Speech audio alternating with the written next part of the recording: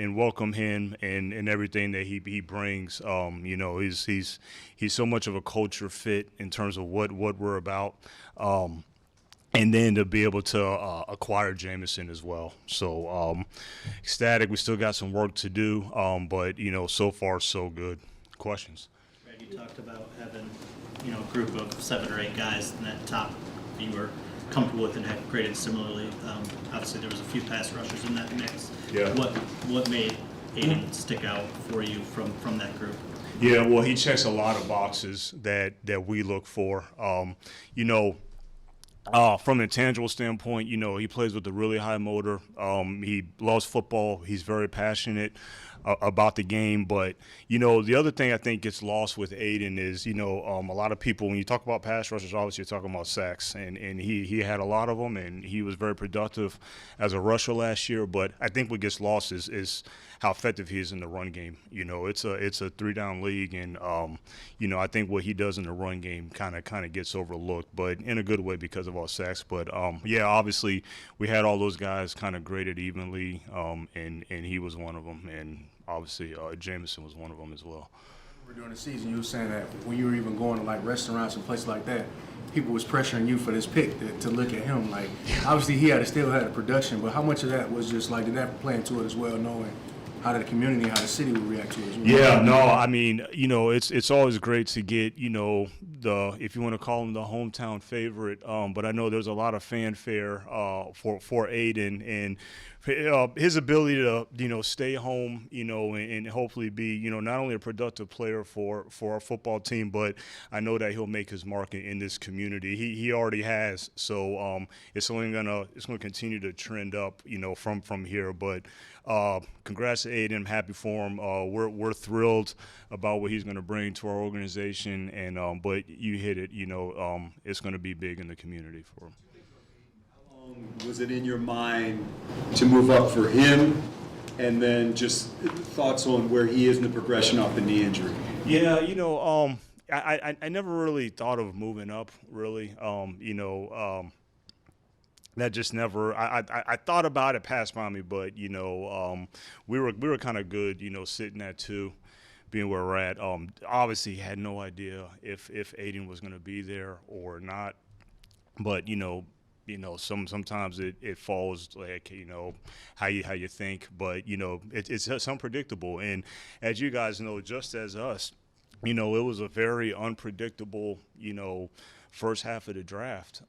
It was a very unique year, but obviously thrilled that he was there available to us, and couldn't be happier. Thinking about moving up for Jameson. Oh, for Jameson. Yeah. I thought I heard you say Aiden. Yeah, I meant it's like, okay, all right, yeah. No, that's a very that's a very that's a very fair question, because I wouldn't say it was a little bit later on in the process.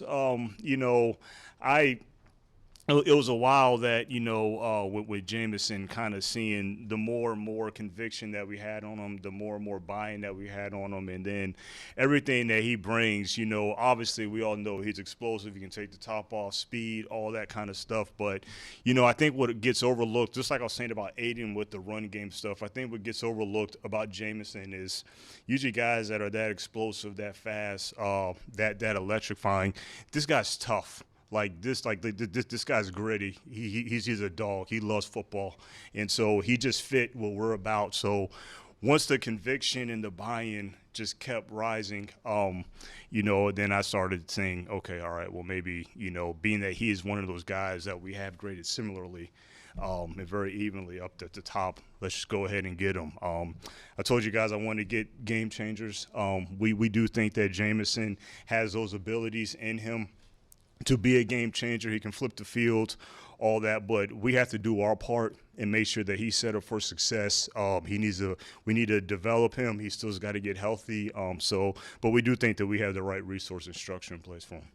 What night did you start making calls on that trade, and how far down did you have to go to find one? Yeah, well, actually, started before. It actually started before tonight. Again, you never know if a trade can be pulled off or not, because when you're working with you're trying to find a trade partner.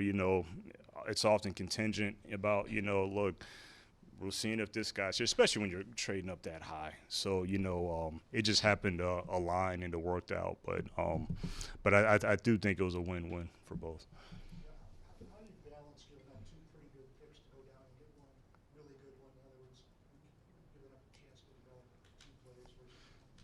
Yeah, that's a good question. I think you have to look at the magnitude of the grade and the upside and the effectiveness that we think and the potential that we think that that player can bring. So, if you have, a player that's, at an elite, skill set and you're not sure if you're going to get that kind of skill set, back where you're at, then that's when you start making plans. And I've always told you guys, if we have the conviction, we have the buy-in, that we'll be aggressive and go get that player. So that's what we did. I already said there's not a lot of them, but fortunately Jameson was one of them. ACLs used to be a year. What do you think is the timetable here?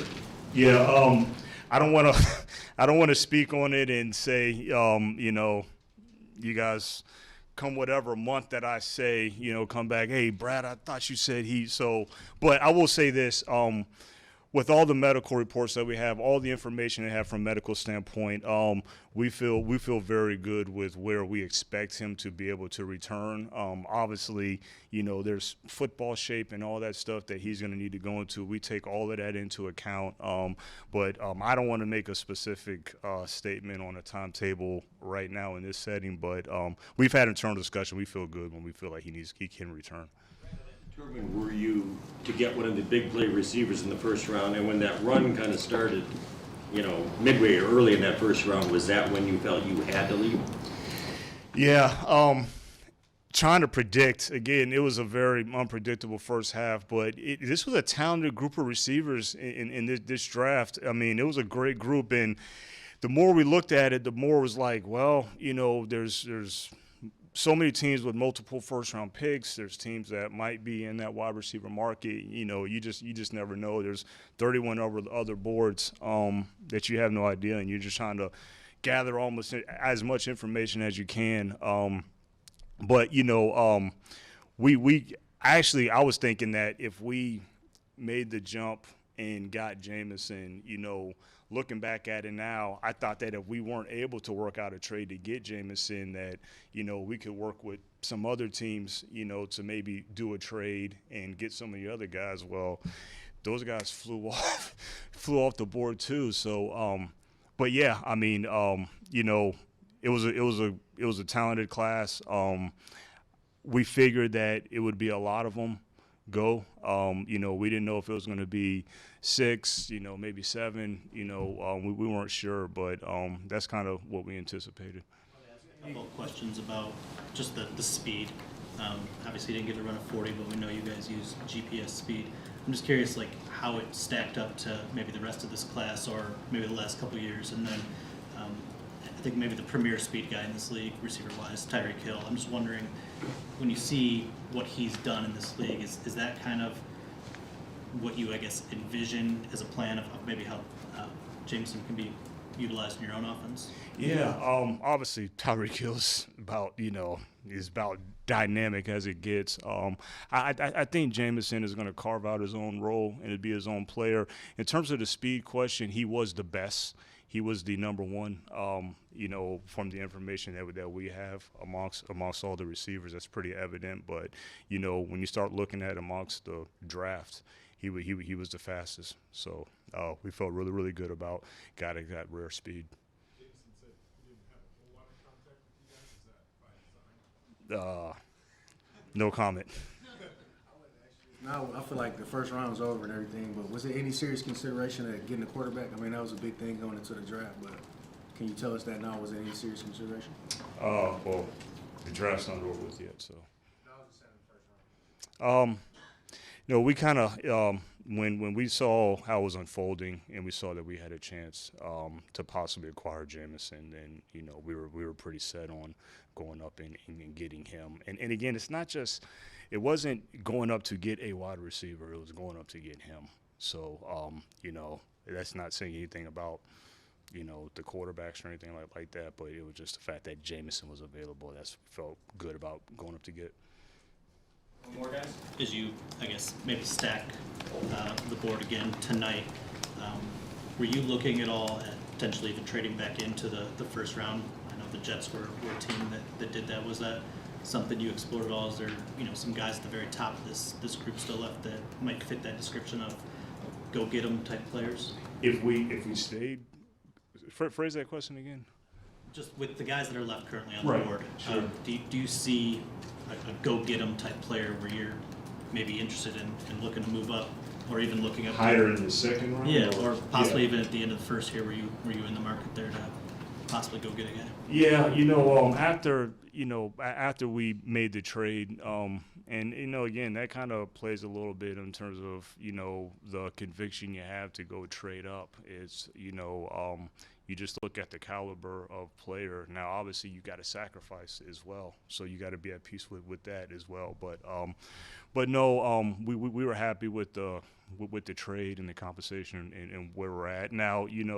Whatever happens tomorrow, so that can go either way. But we'll just wait and see. Draft's not over with yet. There's still some good players out there that'll be available to us. Thanks, guys. Appreciate it. Thank you.